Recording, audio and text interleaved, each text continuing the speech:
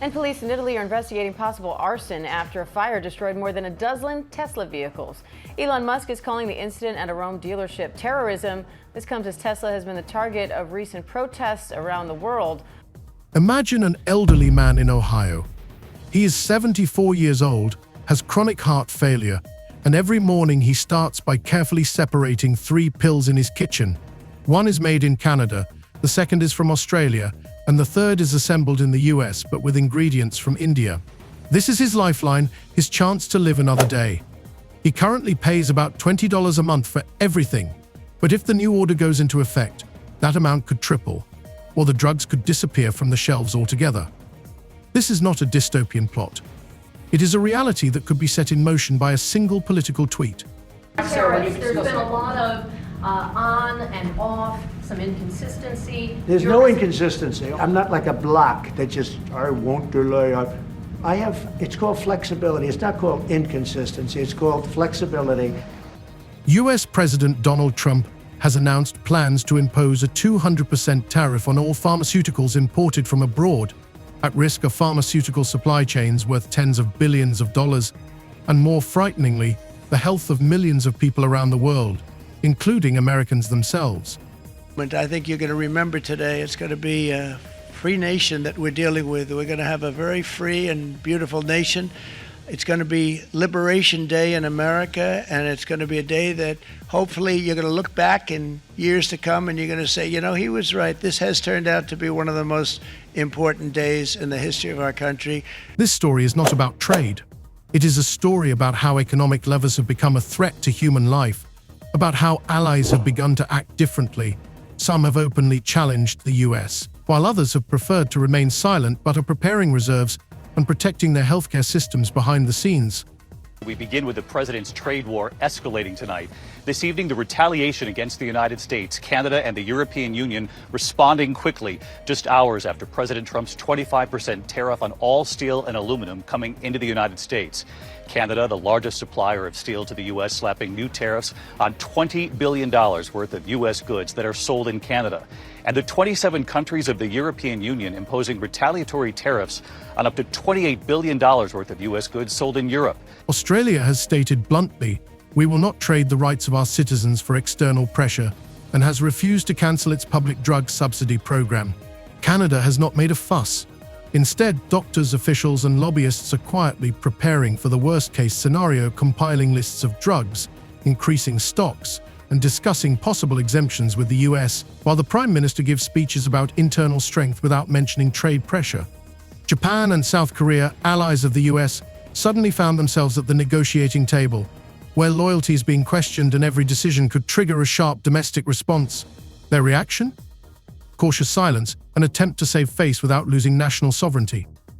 After weeks of whiplash, Trump threatening tariffs, imposing some, and walking back others, many Americans are feeling the uncertainty. In Swisher, Iowa, distillery owner Jeff Quint says it's paralyzing. The bourbon industry is going to be collateral damage in this tariff war. I don't really think there's any way around that. And he's not alone. Tonight, the majority of Americans, 61%, now say they disapprove of how the president is handling tariffs. 56% say they disapprove of his handling of the economy overall. But the president has dismissed those concerns tonight, saying he has the right to change course. But this is not just a diplomatic chess game. This is life. This is about how, in the coming months, millions of people could lose access to vital medicines because someone in Washington decided that a trade deficit is more important than the health of a pensioner in Boston or a young mother in Vancouver. This video is not an accusation or propaganda. It is an attempt to ask a question. When trade affects life itself, who ultimately pays the price? And if trust is destroyed even between allies, can one country, even one as powerful as this, remain at the center of the world? Stay with us. In the next few minutes, we'll explain why one tax measure could not only change the market, but undermine trust in the global healthcare system itself. That's a 10. That's a good one. Yeah.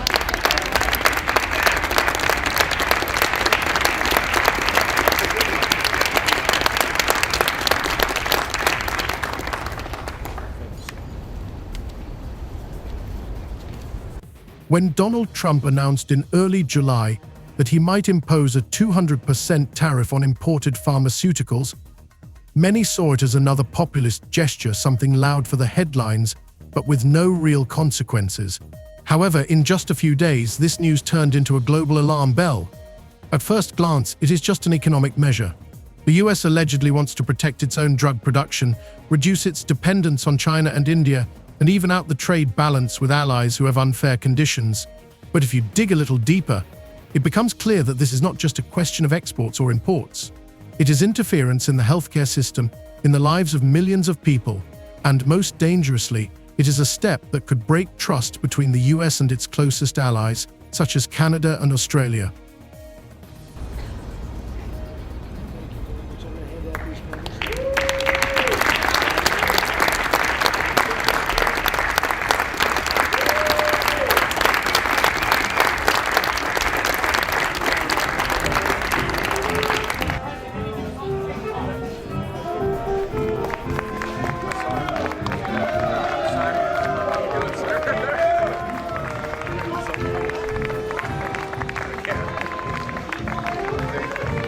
The decision did not come out of the blue. According to insiders at the Department of Commerce, the idea had been under consideration since early 2024. Several large pharmaceutical corporations, including one company affiliated with the family of one of Trump's advisors, actively lobbied for the introduction of tariffs as a way to squeeze out foreign competitors. They provided the White House with a report claiming that cheap supplies from Canada and Australia were costing American manufacturers up to 30% of their potential profits annually. The document spoke of disproportionate harm to the American pharmaceutical industry and the need to bring supply chains back under US jurisdiction. Although independent analysts questioned these figures, the administration used the report as a starting point. After Trump imposed those sweeping 25% tariffs on aluminum and steel imports, the European Union retaliating with tariffs on up to $28 billion of U.S. goods. Trump making it clear this isn't over, vowing to respond in kind with sweeping retaliatory tariffs early next month.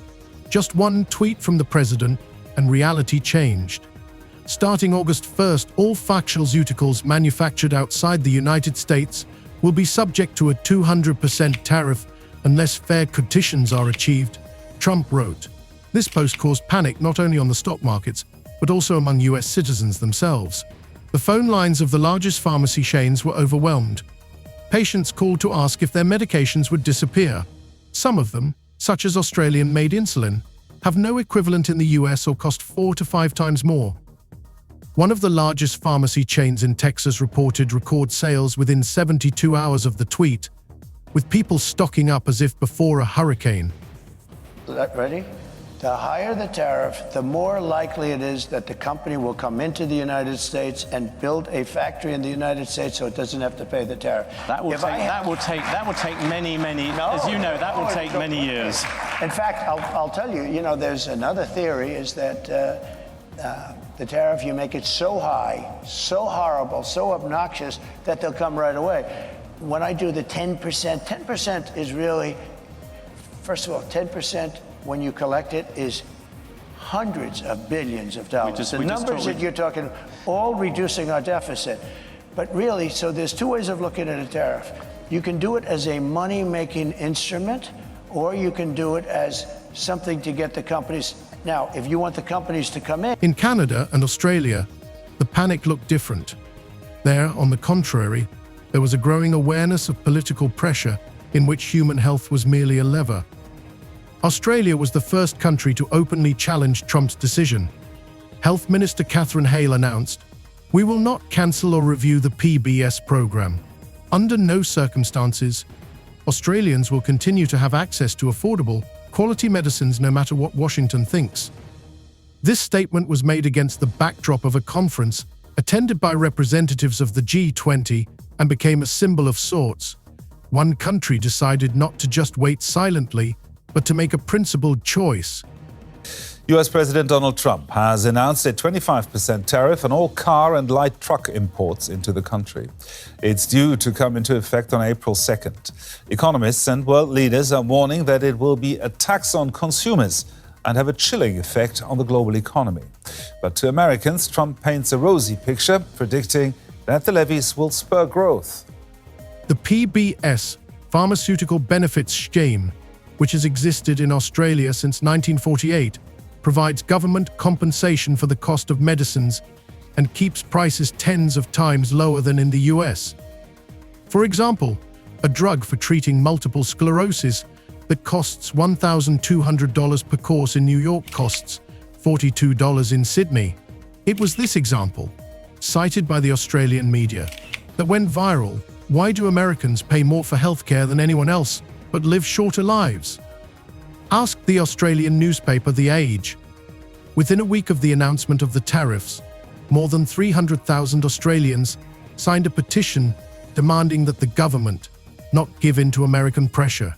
The hashtag #NotTradeOnHealth spread on social media, and opposition politicians even proposed temporarily suspending defense agreements with the US in protest, a move that was largely symbolic but spoke volumes. With Elon Musk's views on weighing into very much national politics, national elections in Europe. And then on top of that, when you see the backdrop of Tesla upgrading its product line and the impact of them trying to chase more sales at the back end of last year, that means it's short on inventory. It can't necessarily sell as many vehicles or doesn't have as many in stock to sell. So there is that issue there of a confluence of impacts, which means that sales have been falling. Again, the question is how much more that will impact into February as well, given that the back end of last year in 2024, Tesla sales did slip overall. Meanwhile, Washington continued to apply pressure. Sources in the White House said that if Australia did not review its drug pricing policy, the country could be excluded from a number of preferential programs and agreements. But despite such harsh rhetoric, Australia showed remarkable composure. Representatives of major pharmaceutical companies, including CSL and Main Pharma, said they were prepared to partially redirect their exports to Asia and Europe if the US did indeed decide to sever ties. At the same time, many in the US began to realize that this trade maneuver could backfire. According to a study by the Harvard School of Public Health, about 37% of American patients take drugs manufactured abroad every day. More than 60% of them are over 65 years old. If the tariffs come into force, the average price of basic drugs, such as metformin, levothyroxine, and simvastatin, could rise by 120 to 150% by September. This means that the choice between food and medicine will become even more difficult for millions of Americans. Meanwhile, a number of US states, especially border states such as Vermont, Michigan, and Minnesota, have begun preparing for a possible drug shortage. Several governors have openly expressed their dissatisfaction with the federal administration's decision. If Washington thinks we're going to stand by and watch our citizens lose access to medicine, they're saying, we will find a way, Vermont's governor said in an interview with a local radio station. In Minnesota, they're talking about temporary deals with Canadian suppliers outside federal jurisdiction. And in Illinois, pharmacy chains have been given permission to purchase drugs directly from European distributors, bypassing federal procurement, citing an extraordinary threat to public health. Thus, in just a few days, one political statement caused a domino effect in which the economy, healthcare, and diplomacy became entangled in a chaotic tangle. Australia bet on principles, America on pressure, but it became clear in the first few weeks that the real price of the conflict could be not only exports or GDP, but trust in the very idea of global cooperation in healthcare. And when pharmaceuticals become weapons, it is not governments that suffer, but people. While Australia responded to the threat of tariffs directly and harshly, Canada chose a completely different strategy: silence, but not passivity. At first glance, it may seem that Ottawa simply ignored Washington's statement. Neither the Prime Minister nor the Health Minister made any loud statements, summoned the US ambassador, or called emergency meetings. But behind the scenes, a quiet but determined mobilization began. Unlike Australia, Canada is too closely linked to the US in the pharmaceutical sector. More than 70% of Canadian drugs cross the border 2 or 3 times before reaching the patient, first for the purchase of raw materials, then for packaging or testing, and only then for distribution. A single import tax could bring this entire chain crashing down like a house of cards. According to an internal report by the Ontario Medical Council, accessed by CBN, The possible introduction of a 200% tariff could lead to a shortage of more than 180 essential drugs within the first 30 days. Some of these epilepsy drugs, insulin, HIV treatments, and cancer drugs are not manufactured in Canada at all. Most of them are assembled in the US from Chinese and Indian raw materials and then shipped back to Canada. If the US blocks imports of raw materials or introduces protective tariffs, this cycle will be broken. That is why, instead of making loud statements, the Trudeau government has opted for bureaucratic speed and logistical readiness.